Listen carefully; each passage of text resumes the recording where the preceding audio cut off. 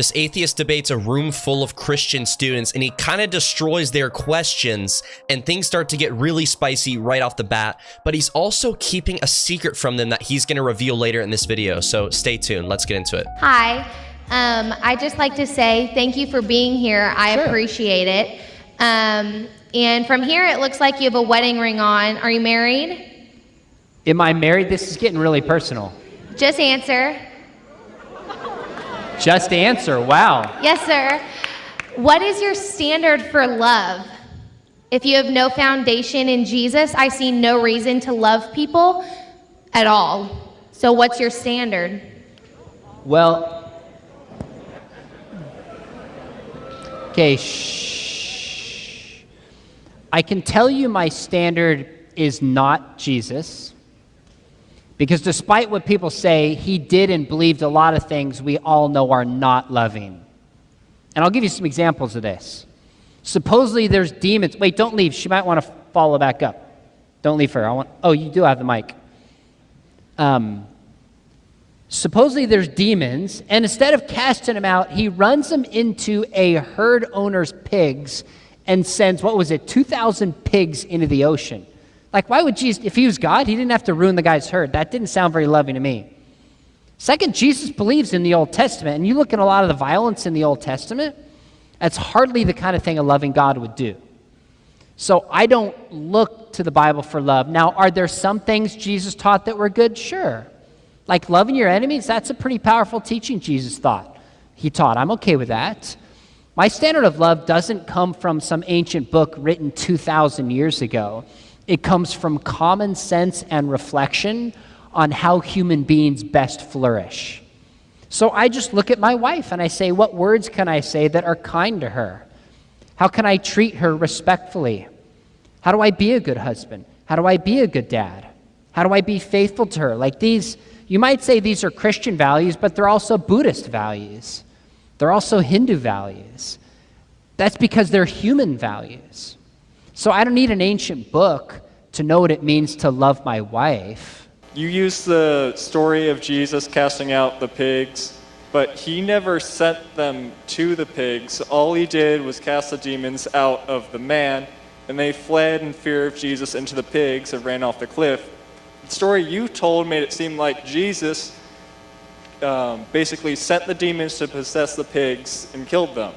So that story doesn't really work as an example of Jesus not being loving because you didn't tell the actual story. Okay, I'm not following you. Maybe it's because the mask.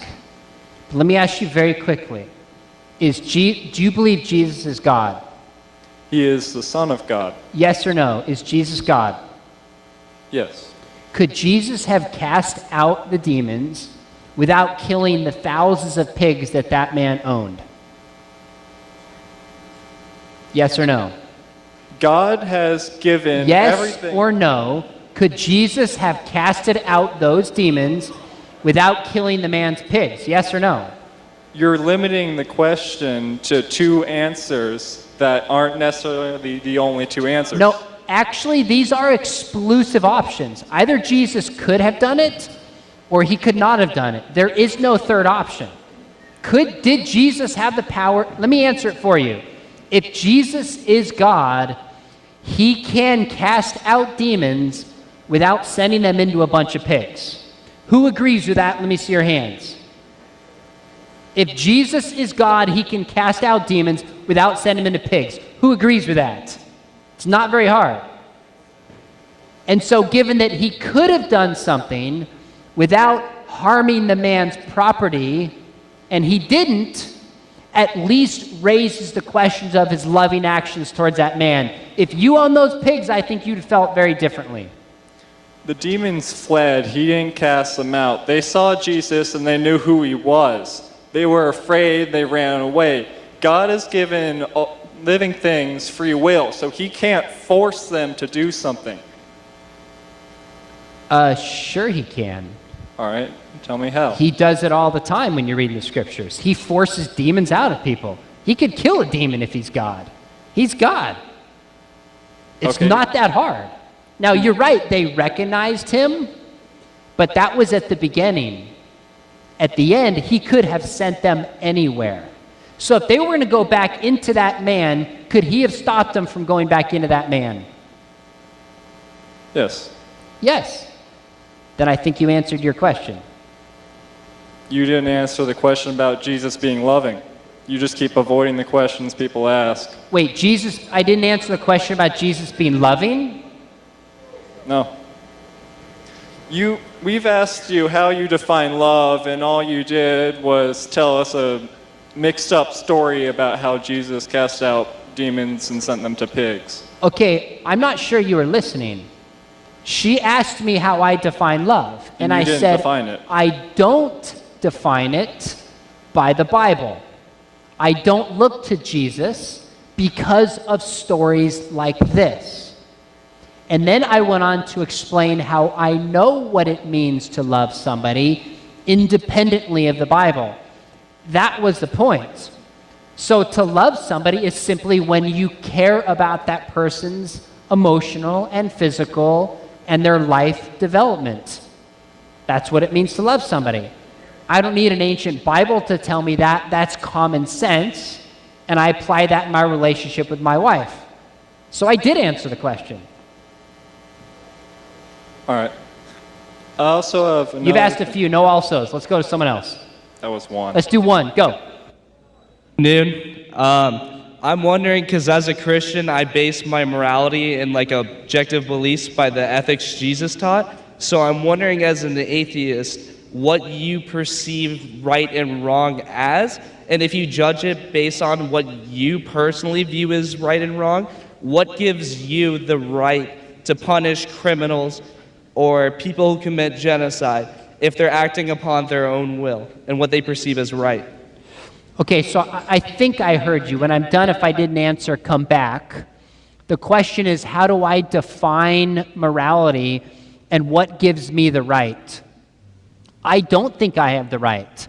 Morality is made by societal judgments as a whole, based upon what behavior brings flourishing and freedom for the society. I never said I'm an individual relativist who decides right and wrong. We can actually look at certain behavior. Sam Harris lays this out in his 2011 book, The Moral Landscape, that certain behavior contributes towards moral flourishing and some behavior takes it away. We can assess this. It's not opinion, it's actually fact. So if it's based on what society deems right and wrong, like you're saying... No, I didn't say that. I didn't say that. I thought you just said it was based on what society deems right and wrong. I never said that. I said I don't have the right to punish somebody. Oh, okay. Societies and governments have that right. Have that right. By the way, even if I were a Christian, I would believe that because of what Paul says in Romans 13. Yeah. So it's not an individual assessment. Morality is determined by looking at human behavior and seeing its outcomes and flourishing or lack of flourishing with others. So I'm not a societal relativist, even though society carries out that moral duty. Just like society gives us education, society has other roles and responsibilities. Here's the deal. We're running out of time, so I'm going to take the last 15 minutes and tell you about what I really do. I'm not a philosophy professor. I'm not an atheist. I'm not an atheist. I actually teach at a Christian university in Southern California. One very important question I feel like the students really needed to ask here was, who gets to define human flourishing in his worldview? Because even if you're still using objective empirical measures to try and quantify what human flourishing is, the standard which you're judging what flourishing is still subjective to the individual, or at the very least what the society agrees on, which falls right back into societal relativism that Sean was claiming he didn't support in this scenario anyways. And that's a problem because, well, Dostoevsky put it nicely in his book, The Brothers Karamazov, when he said, without God, everything is permissible. And William Lane Craig, I think, said it best when he elaborated on this idea, when he said, if there is no God, then objective moral values and duties do not exist. If God does not exist, then moral values are just expressions of personal taste or the byproducts of socio-biological evolution. For example, if we take the Nazis and their regime, they thought that human flourishing was establishing a superior race and suppressing other races. If we take us in America a couple hundred years ago, we thought that human flourishing meant creating a subclass of humans and putting them in enforced labor. And I think we can agree that those things are not right.